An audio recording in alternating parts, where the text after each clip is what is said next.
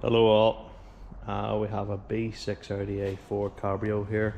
Unfortunately the roof has been coming away from the glass.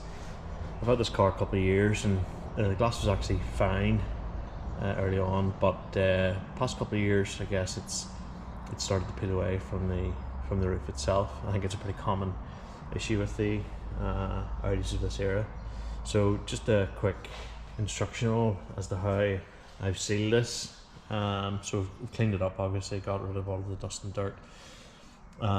Masked the area off then with this flexible tape, just allows me to go around the corners, as you can see. I've used some black adhesive. I think this is Bostik. Other adhesives are available. I think Tiger Seal is a pretty common one to use. And then these little clamps are Sealy RE006. You can find those on Amazon and eBay. I think the cheapest was Amazon when I was looking. And just a case of just clamping those down there after you've sealed it. Let it set for 24 hours and then take everything apart, and that should be good to go.